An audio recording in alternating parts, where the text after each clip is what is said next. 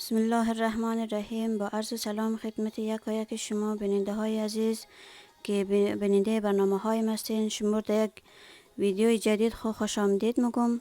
امید منم که جور و صحتمند باشین، موفق و کامیاب باشین. دوستان گرامی، ما اینجا یک دمدگی آماده کرده بودم، ایرم خواستم امرایشم شریک کنم.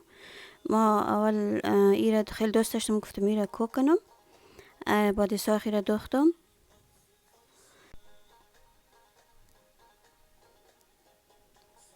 شما مگه دوست داشتین آماده کنین، خیلی خوش رنگ میه، هم یک رسم رواج از مایه. اینجا مای برابر امزو سرپوش دیخو گرفتم، قچی کردم، این 3 پیس گرفتم، یک پیس یک کم زره تیکه دبل تر گرفتم.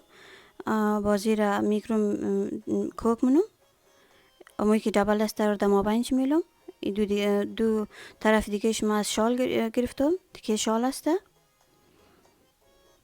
و همچنان اینجا ما تقریبا یک قریش کمتر 4 نخو ما دیگه تیکم گرفتم، ایرم کوک کردم برای گرد و برشی را ما میدم.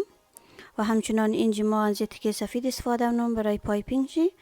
اینجا مثلا پایپینگ پیدا نمیشه، فی الحال که قرنطینه است. و اینجا شما میگردین که ایر ما باز غلشم را مبرم که وقتی دیگ دم کدو یک است خلطه نشنه و زو نشنه. اما زیاد ویدیو لونگ نمیلم، مثلا زیاد دور دراز نمیلم، مگم برای شما خسته کن نباشد. به من خاطر ما امی سپید کردم، هم خیلی کم گرفتم. و حالی کسته میگرم در بغل چی را جلغه میدم، امی تر کوک منم. اینو میگرنین که ما ایره پایپینگ زیره می تیکه سفید را تقریبا 2 نخو ما گرفتم، میره در گرد ازی میدم. ام کسته او را مثلا امو چیز پشتول از او میگره، ام کسته هم خوشنمایی معلوم میشه. و همچنان اینجا ما تقریبا 2 نخو ما بلده لاستیک ازی جور کردم.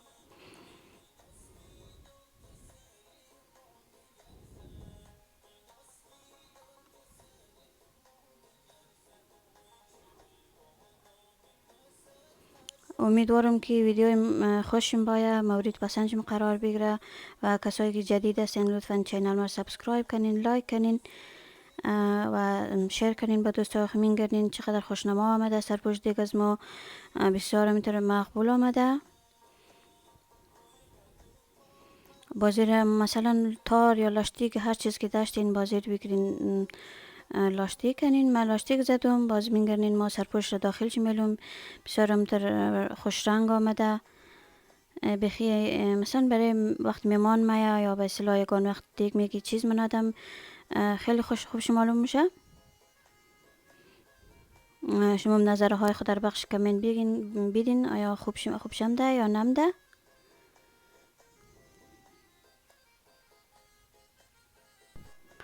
دوستای نازنین میگردین سردمدگی از ما خیلی خوشنما آمده.